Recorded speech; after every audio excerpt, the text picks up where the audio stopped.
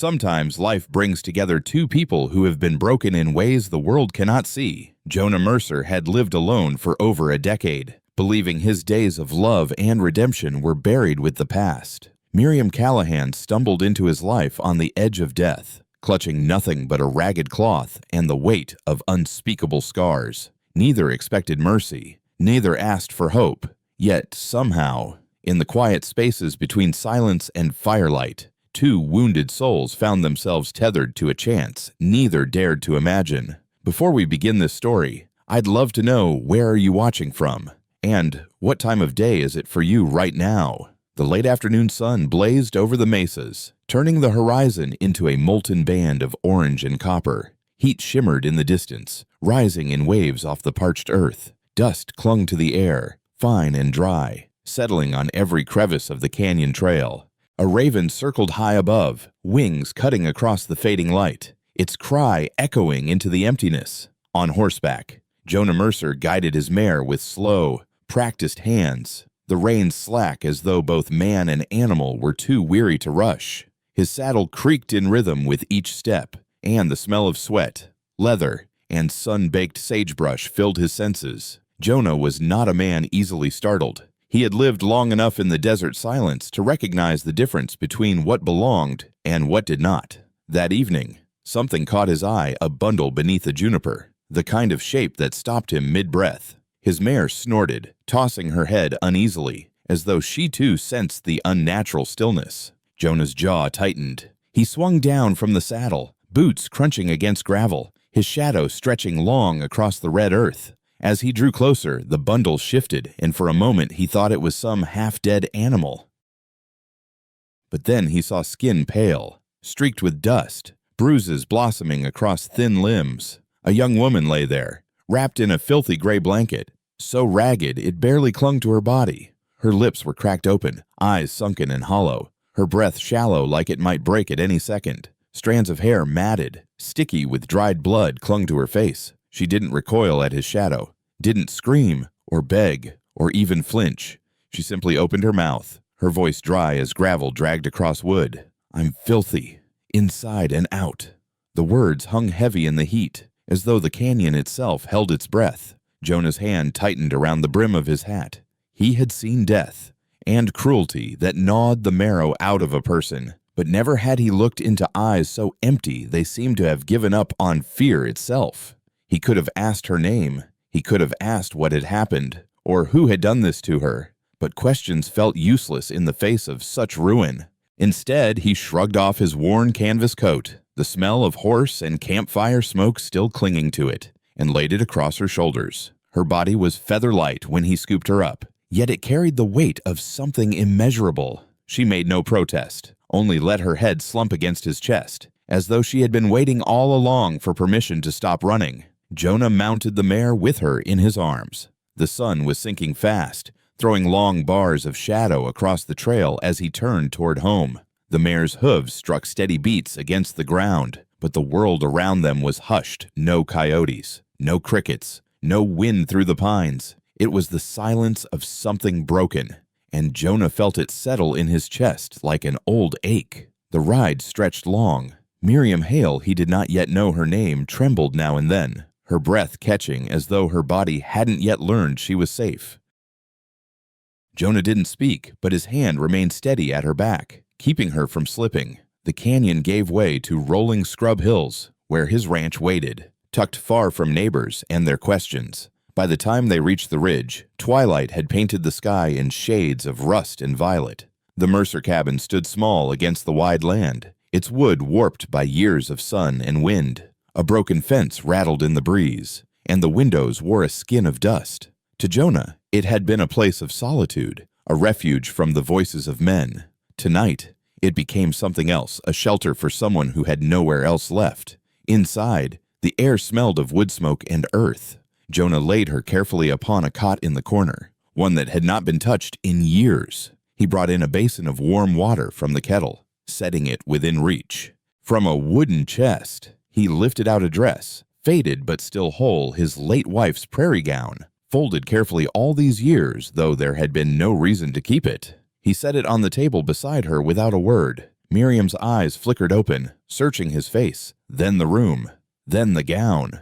She said nothing. Jonah tipped his hat once, almost awkwardly, before stepping outside. The porch groaned beneath his boots as he sank into a chair. He struck a match, the flare of sulfur sharp in the cooling night, and lit a cigarette. The smoke curled upward, pale against the darkening sky. He watched the land turn from gold to shadow, listening to the sigh of the wind through the dry grass. He had no idea what she would do next: cry, run, collapse, or vanish like a ghost. None of it mattered. What mattered was that, for tonight, she was no longer lying alone under that tree. As stars pricked through the vast sky, Jonah felt the weight of her words still clinging to him. I'm filthy, inside and out. Yet in the hollow quiet of the desert night, he found himself whispering something into the darkness, words he hadn't spoken in years. Not anymore. Morning crept over the hills with a pale, thin light, spilling across the worn boards of Jonah Mercer's porch. The desert air, still cool from the night, carried with it the faint scent of mesquite and the sharper tang of smoke that clung to the ranch like a memory. Jonah had slept little, if at all. He remained in his chair most of the night, hat pulled low, cigarette butts ground into the dirt beneath his boots, ears tuned to every creak of the cabin walls behind him. Inside, the woman lay curled on the cot, her body a frail shape beneath the heavy blanket. Jonah hadn't asked her name. He figured if she wanted him to know, she'd speak it. Names were sacred things, and hers looked as though it had been stolen from her long ago. When dawn finally stretched itself over the land, Jonah stepped inside. The cabin smelled of wood ash and iron nails, and dust danced in the shaft of light, slipping through a broken shutter. He carried in a tin cup of water, steam faintly rising. The girl, Miriam Hale, though he did not yet know, shifted upright, her eyes wary, like an animal unsure if the hand extended to it would offer food or strike. He set the water down on the table beside the folded prairie dress. For you, he said simply, voice low, unused to company. She looked from the water to him, then back again. Her hands trembled as she lifted the cup, sipping as if afraid the drink would vanish if she dared too much. She drank slowly, silently, until her shoulders shook from the relief of it. Jonah turned his gaze away, staring at the cracked planks of the floor. Mercy was a fragile thing better offered in silence. Later, when he returned from tending the mare, he found her gone from the cot. A brief chill ran through him until the faint rustle of hay drew his eyes to the barn. There she sat in the dim light, curled against a sack of feed as though it were the last gentle thing in her world. Her thin arms wrapped tight around it, face half buried, eyes far away. Jonah leaned against the doorway, not intruding. After a while, he stepped forward and placed a tin plate in the straw beside her beans and cornbread. Simple ranch food. She did not thank him. She did not even meet his eyes. But after he left, he heard the faint scrape of tin and later, the slow, careful sound of chewing. It was not until the third day that she spoke more than a whisper. Jonah was sitting on the porch again, whittling a piece of cedar. When she stepped into the doorway, her hair hung tangled, catching the morning light in dull strands. She clutched something small in her hand.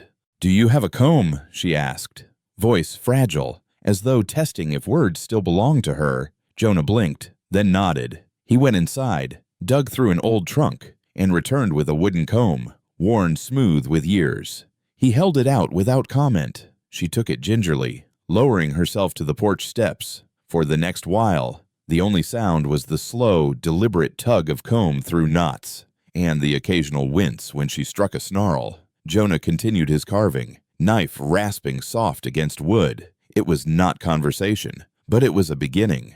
After some time, she broke the silence again.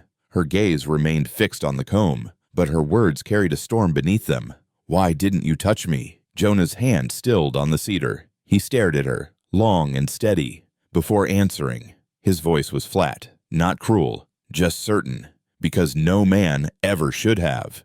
The words fell between them like a stone in water, rippling outward. Her lip trembled, though no tears came. She set the comb aside, folding her arms tight, as though holding herself together. Jonah returned to his carving, but his chest felt heavier than before. That night, she did not return to the barn. Instead, she drifted into the cabin just as the fire burned low. She curled in a blanket near the hearth, her back to him. Jonah did not speak. He only shifted his chair closer to the door, keeping watch as coyotes howled across the hills. The desert was full of threats, but none so fierce as the ones a person carried within. For the next days, silence was their truest companion. Jonah worked the ranch as he always had, mending fences that sagged under the wind, chopping wood that stacked in uneven piles, hauling water from the stubborn well. Miriam followed at a distance, never in the way but never far. He noticed the change without remark, how she began combing her hair each morning, how she lingered near the smoke of his fire, as if finding warmth in more than the flame. The land itself seemed to recognize the shift. Evenings grew softer, the sunsets bleeding crimson and gold across the horizon as if blessing the fragile peace they had carved. Jonah, sitting on his porch, sometimes caught her humming faintly to herself, notes broken but carrying the echo of something long buried. Still, Jonah knew peace in the West was as thin as glass. It could not hold forever. He saw it in the shadows of her eyes, the way she startled at a distant gunshot echoing from the canyons, or when riders passed far off on the trail. Something had marked her, and though she had found shelter here, the storm was not done. One evening, as the sky dimmed and the last light burned orange through the cracks in the walls, Jonah struck a match to light the lamp. Miriam sat nearby, arms wrapped around herself. "You're safe here," he said finally, his voice gravelly from disuse. Her eyes met his, haunted and sharp, yet searching. She shook her head slightly, almost bitter. No one's ever safe. Not really. Jonah had no answer for that. He only nodded once, staring into the lamplight until the flame steadied. She wasn't wrong. And still, in that fragile quiet, he knew one truth: for as long as she remained under his roof, he would see to it that no hand, no shadow, no memory touched her again. Outside, the desert wind whispered through the broken fence, carrying with it the faint promise of trouble yet to come. The fourth morning dawned with a chill in the air, though the sun soon burned away the coolness, leaving the land dry and brittle once more. Jonah Mercer rose early, as he always did, pulling on his faded canvas shirt and tugging his hat low against the glare. He needed nails, coffee, and medicine necessities that no rancher could go without for long.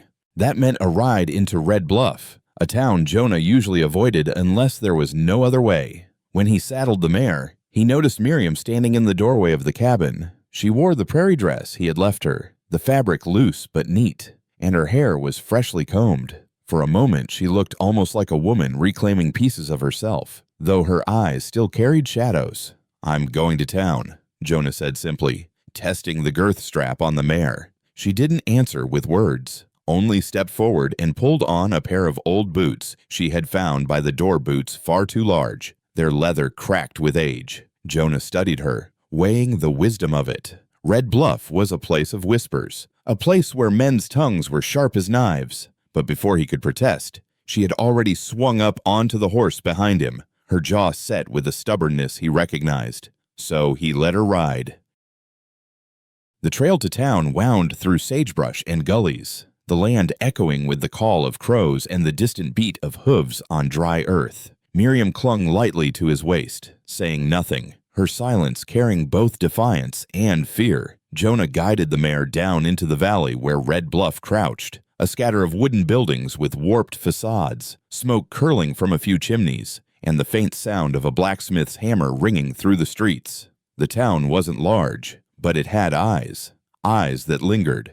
As Jonah dismounted, leading the mare toward the general store, Miriam kept close behind him, head lowered. Boots clattered on the boardwalk, and shutters creaked as women paused in their sweeping to stare. A whisper moved through the air, faint as dust but sharp enough to sting. Who's she? Where'd she come from? Jonah ignored it. Inside the store, he gathered what he needed: sacks of coffee, a jar of liniment, nails rattling in a paper sack. He moved with the deliberate calm of a man who knew if you gave townsfolk no fuel, they'd tire of their curiosity.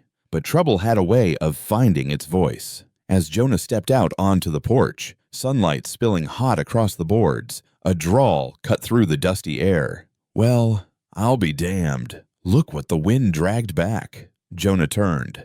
A tall man swaggered toward them, red-faced and reeking of liquor, though it was barely noon. His shirt hung open at the collar, stained with sweat, and his grin carried nothing friendly. Silas Duvall.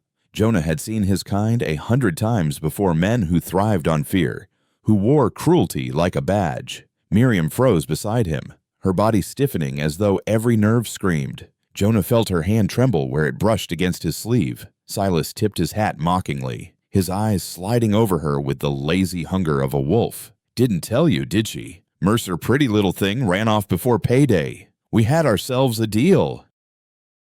The words landed like spurs digging deep. Jonah didn't ask what kind of deal. He didn't need to. The bruises on Miriam's arms, the hollow in her eyes, told more than he cared to hear. He moved without thought. One step forward, his fist cutting through the space between them. His knuckles cracked against Silas's jaw with the force of a hammer. The man's boots left the porch, his body crashing into the dirt below in a cloud of dust. Gasps rose from the onlookers, but no one stepped forward. No one ever did. Silas spat blood, lips curling into a grin even as he staggered upright. "You just made yourself an enemy. Old man, you don't know who backs me. My brother runs this county, Marshal Duvall.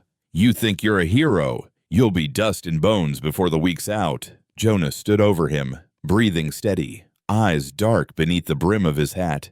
His voice was low, certain. "I don't care who backs you. She ain't yours."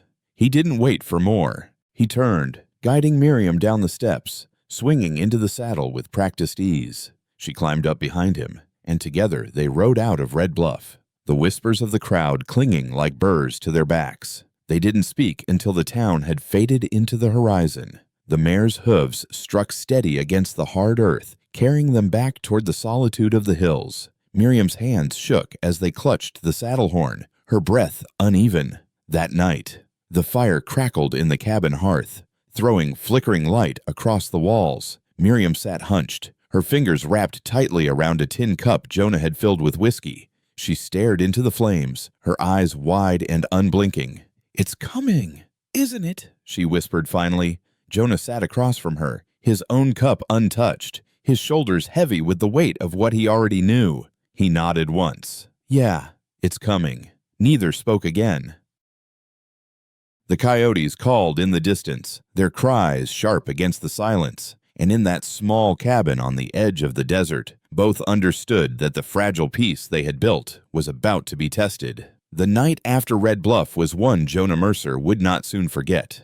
The echo of Silas Duvall's words clung to the walls of his cabin like smoke, heavy and bitter. Jonah had heard men boast of brothers before. Most times it was nothing but drunken threats. But this time, he knew better. Marshal Duvall was no drunk. He was a lawman with influence, and influence in the West meant men willing to kill on your behalf. Jonah did not wait for the sound of boots on his porch. He packed before the moon had reached its highest point. Saddlebags filled with jerky, cartridges, and a flask of clean water, 2 bedrolls tied tight, rope coiled at his side. He moved with the calm of a man who had no illusions left. This was not flight born of fear, but preparation born of certainty. Miriam stood in the doorway as he worked. The fire behind her lit her hair in a dull halo, and the prairie dress hung loose on her frame. She said nothing, only watched as he buckled straps and tested his rifle's weight.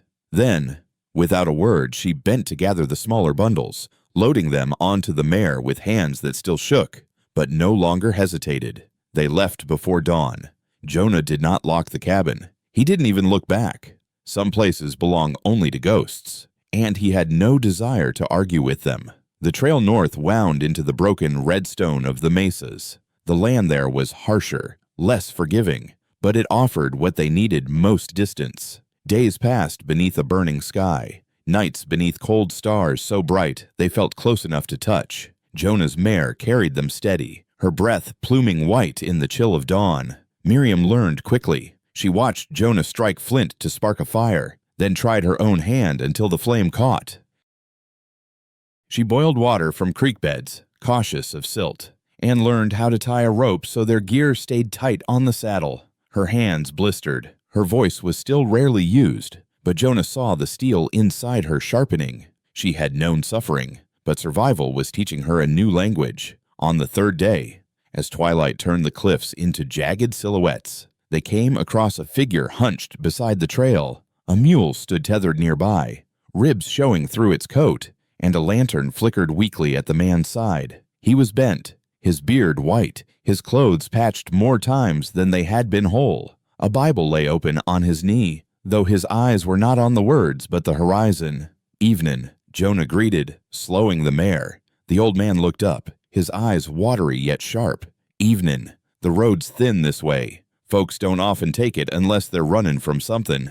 Jonah said nothing. Miriam shifted uneasily in the saddle behind him. The old man smiled faintly, lifting the Bible with a trembling hand. "Two broken pieces can still fit together, if the Lord wills it. Don't matter how jagged they are." The words settled into the silence like seeds dropped on dry ground. Jonah tipped his hat, nudged the mare forward. They didn't look back until the lantern's glow was swallowed by night. That evening, by the fire, Miriam sat close, hugging her knees, her eyes reflecting the flames. "Do you believe what he said?" she asked softly. Jonah poked at the embers with a stick, the sparks rising like fleeting stars. "I believe folks say things they hope are true. Whether they are, that's another matter." She nodded slowly, but her gaze lingered on him as though weighing whether Jonah himself could be one of those jagged pieces. The next morning, the first signs appeared. Tracks on the trail too clean to belong to traders, too straight to belong to wanderers. Jonah crouched, brushing dust off a clear bootprint. His jaw set tight. "We're being followed," he muttered. Miriam's breath caught. Silas, or the men he sent. Jonah rose, scanning the ridgeline. The wind carried only the rattle of dry brush, but he felt the weight of unseen eyes. Either way, we don't wait for them to come knocking. From that point forward, their journey became a dance with shadows. Jonah led them through ravines where the rock walls muffled their tracks, across dry creek beds where water once ran but now gave only silence. They kept their fire small at night, the smoke barely a whisper against the sky. Miriam learned to walk light, to listen for the snap of twigs that weren't their own. She no longer trembled with every sound, but carried her fear like a sharpened blade hidden, steady, ready. Jonah noticed. She followed his every move, mirroring him.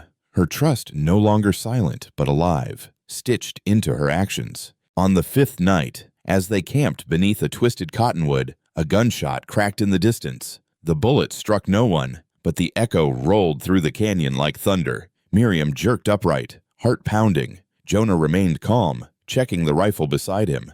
"They're close," he said evenly. "Closer than I'd like." She stared at him, the firelight throwing shadows across her face. "What will we do?" Jonah's eyes met hers, steady as stone. "What we have to." The coyotes howled again, their cries carrying over the ridge, but this time Miriam did not flinch. She pulled her blanket tighter and sat beside him, her shoulder brushing his. Fear was still there, yes, but beneath it grew something else, resolve. And as the fire burned low, Jonah knew the wilderness was not just testing their strength, it was binding them together, piece by jagged piece. The canyon at night was a place of whispers.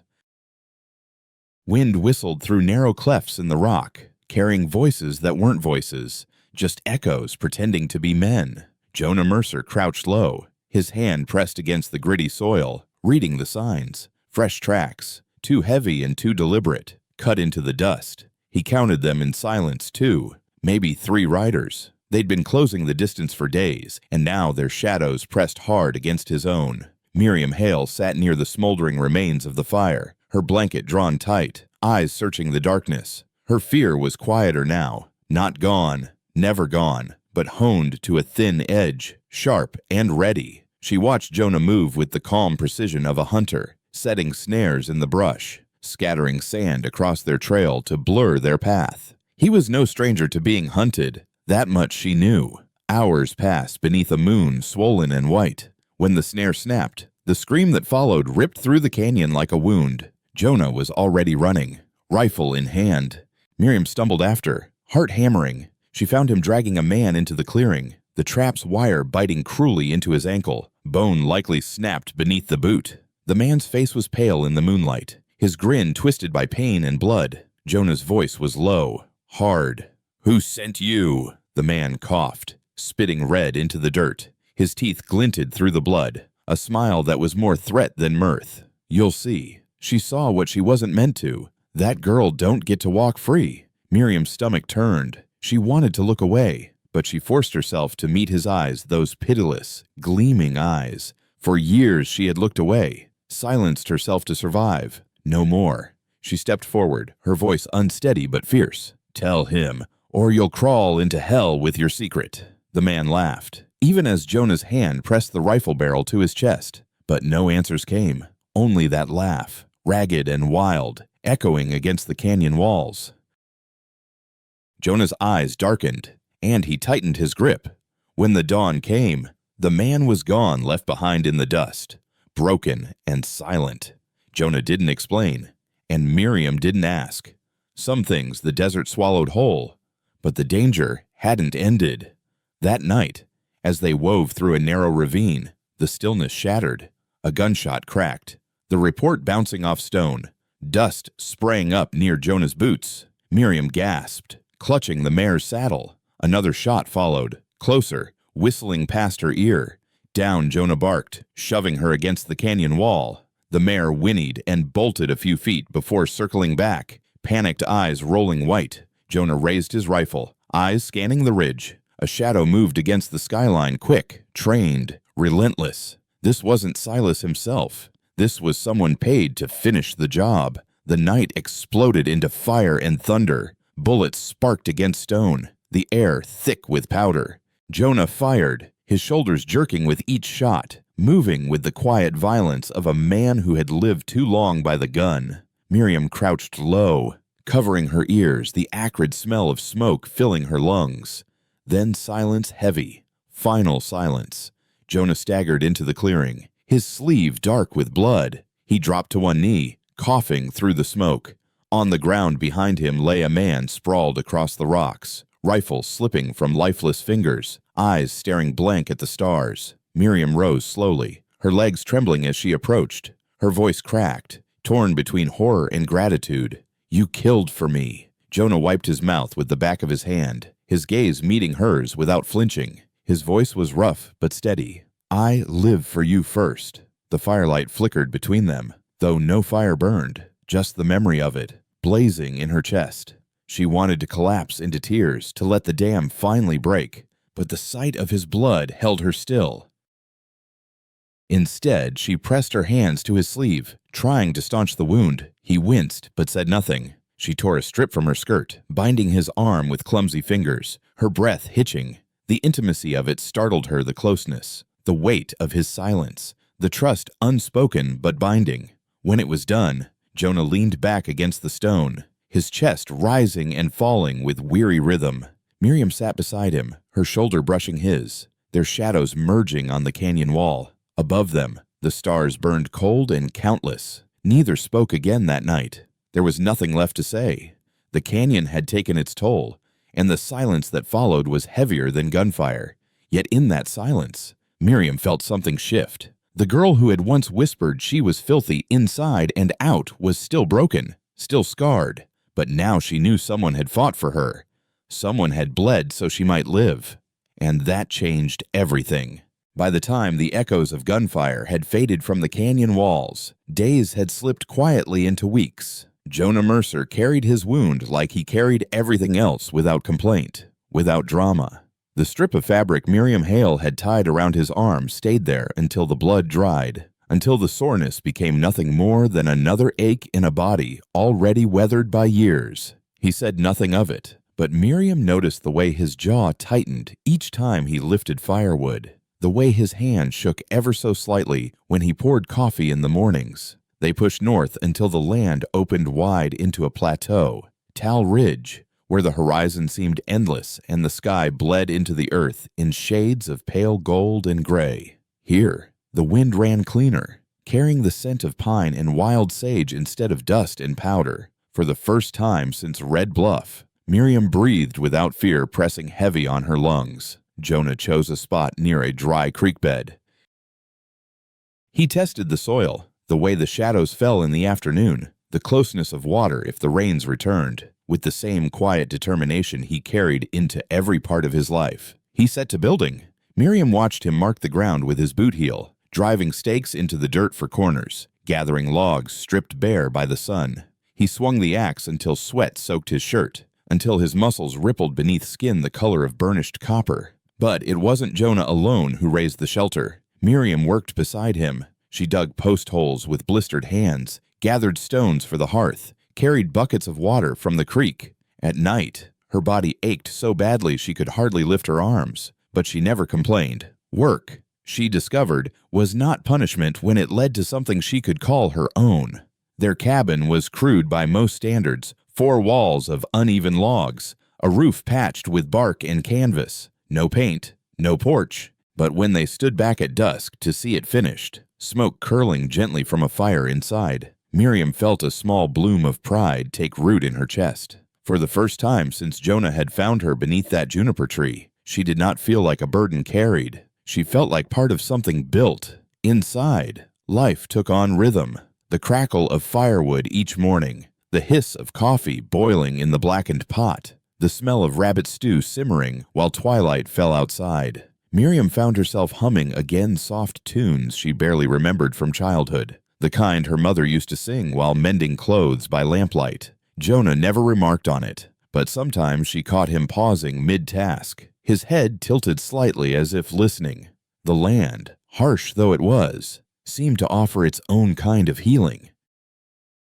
Miriam discovered small joys in the simplest things: the warmth of sun on her skin when she spread clothes to dry, the rough comfort of Jonah's old dog blanket she now used to cover herself at night, the sound of his boots at the door reminding her she was no longer alone. One evening, while the sun sank behind the ridgeline and turned the sky to fire, Miriam sat on a rough-hewn bench, her hair pulled back from her face, a needle in her hand as she patched the hem of her dress. Jonah sat near the hearth, his rifle across his lap, cleaning it with the same care a priest might give to sacred vessels. The silence between them was no longer hollow, it was steady, filled with the soft crackle of flame and the rhythm of breath. At length, Miriam set her needle aside and looked at him. Her voice was low, but sure. "The girl under that tree. She's gone." Jonah did not answer right away. He laid the rifle aside, his rough hands resting on his knees. The firelight carved lines deeper into his face, shadows that spoke of years gone hard. Finally, he turned his gaze to her, steady and unflinching. "Then I'm proud to have buried her," he said, "and to know the woman who's sitting here now." Her throat tightened, tears welling in eyes that had forgotten how to weep. But this time the tears were not born of fear or shame. They came from the strange, tender ache of being seen. She smiled a small, hesitant smile, but one that reached her eyes. Jonah didn't reach for her hand. He didn't move closer, but the weight of his words wrapped around her more surely than any embrace. In that moment, Miriam realized something she had thought impossible. She was no longer surviving. She was living. From then on, their days fell into a kind of quiet partnership. Jonah tilled the stubborn earth for corn, cursing the rocks that refused to yield. Miriam learned to coax flavor from whatever meager herbs grew wild near the creek. Together they gathered wood. Together they mended what broke. And in the evenings they sat side by side, watching the sky stretch wide and endless. There were no grand declarations, no kisses stolen in the rain. What bound them was quieter, steadier, like the slow carving of water through stone, shaping something lasting where once there had been only jagged edges. And though neither spoke of it, both understood the life they were building.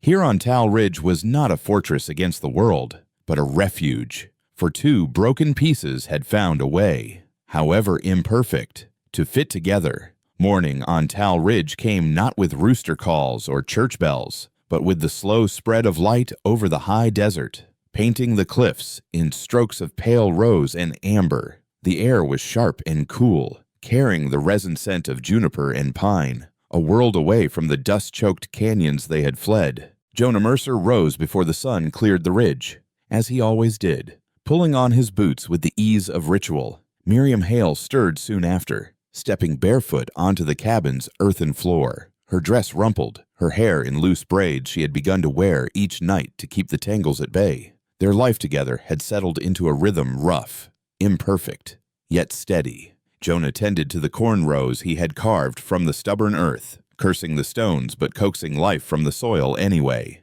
Miriam patched clothing, boiled stews, swept dust from the floorboards no matter how quickly it returned. Sometimes she joined Jonah in the field, her hands blistering as she pulled weeds or carried water, but she never complained. The work grounded her. It was proof she was more than a shadow of her past. Evenings were the gentlest. They sat on the rough-hewn bench outside the cabin, the land stretching endless before them. Miriam would watch the sun sink into fire, its last light staining Jonah's weathered face, and feel a kind of peace she had once thought beyond reach. They did not need many words. A shared glance, a nod, the faintest curve of Jonah's mouth, these were the language they had learned together. Yet the past had a way of whispering even here. Some nights, Miriam woke gasping, her blanket damp with sweat, her body frozen by dreams of men's hands and cruel laughter. Jonah never intruded. He would sit by the hearth, feeding the flames, waiting until her breathing steadied. Sometimes he poured her a tin cup of water, placing it within reach without comment. His silence was not neglect, but permission for her to fight the ghosts in her own time. One morning, while she hung clothes on a line strung between two posts, Miriam looked out at the horizon and asked softly, "Do you ever think of going back to the town?" Jonah paused from chopping wood, his axe poised mid-air. He set it down carefully, wiping sweat from his brow with the back of his arm.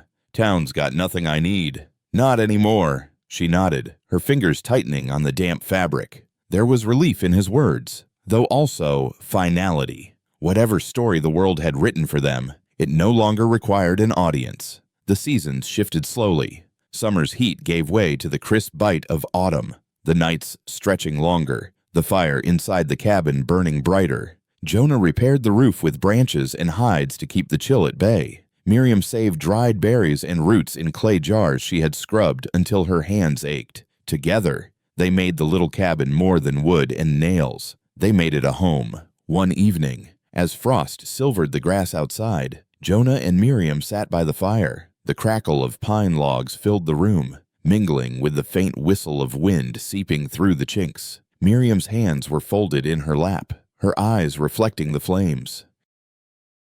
She took a long breath, her voice quiet but steady. "If anyone asked, I wouldn't tell them what happened. I wouldn't give them the story." Jonah's gaze remained fixed on the fire. "Some stories don't need tellin'." Her lips curved faintly, a smile touched with sorrow, but also with release. "I used to think surviving wasn't enough, but maybe it is." Jonah turned then, his face lined, his eyes soft in the firelight. He didn't speak, only nodded, the gesture carrying more weight than words ever could. From that night forward, Miriam stopped describing herself as broken. She still bore the scars, the shadows, but she carried them differently, like stones in her pocket rather than chains around her throat. And Jonah, though he never said so aloud, found himself standing taller, as though her survival had stitched some torn seam within him too. They never returned to Red Bluff. They never sought justice from Marshal Duval or demanded explanations from the world that had wronged them. Their justice was the quiet field sown by their hands, meals shared in silence, nights spent under a roof they had built together. Sometimes, as the moon rose high above the ridge, Jonah would glance at Miriam. Her face softened in sleep beside the glow of the fire, and he would whisper a thought he never dared speak while she was awake. Maybe this is what it means to be whole. The West still howled with violence beyond their ridge. Men still carried guns, still drank hard and spoke harder, still turned their backs on mercy. But for Jonah Mercer and Miriam Hale, life no longer demanded blood or explanation. It asked only that they remain two survivors bound not by grand declarations, but by the simple Laeti act of staying. And in that act, they had found something rarer than victory. They had found peace.